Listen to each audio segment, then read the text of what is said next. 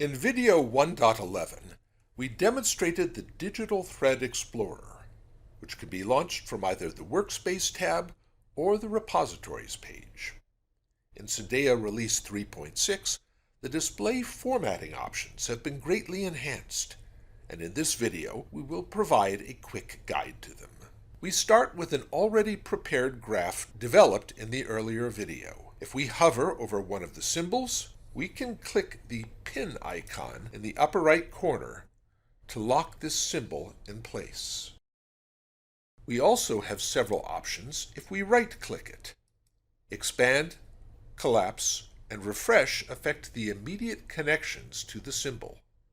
Make root reinitializes the Digital Thread Explorer starting from this element. And More Details opens the element in its native repository browser, if one is available and the user is authorized. In the lower left corner of the window is the Navigator feature, which provides a view of the expanded digital thread structure relative to the full field view, which is shaded in blue. If I pan within the graph by pressing the left mouse button, or zoom using the mouse scroll wheel, the blue region shifts inside the navigator.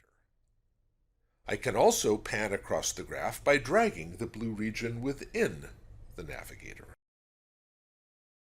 On the left side, the control bar has 7 icons. Zoom in and zoom out expand and contract the graph. Fit resizes the graph to fit the window. Lock nodes unlock nodes will lock or unlock all elements in their relative positions. Reset layout will restore the original layout pattern if individual elements have been moved. Hide or show grid background toggles the background grid pattern on and off. And Enter Full Screen uses the full monitor screen to display the graph until Escape is pressed. Several additional graph display preferences can be set by clicking the gear-shaped settings icon in the upper right corner of the window. Layout provides a pull-down menu where several standard layout patterns for the graph can be applied. The next controls enable or disable zoom and pan and constrain the range of zoom. Node types and edge types allow the user to change the color key and symbol size for display elements.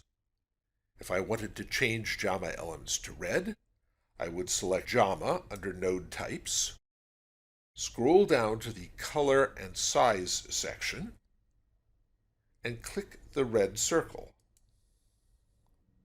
Returning to the graph, the color key has changed, and all JAMA elements, both artifacts and intramodel connections, are now red. These changes persist only during the current Syndeia browser session and will return to default on closing. The final entries change what is displayed on the nodes and edges, the name or the key of that element. The Color Keys legend also allows the user to display only elements from a single repository type. For example, clicking on JAMA hides all the non-JAMA elements.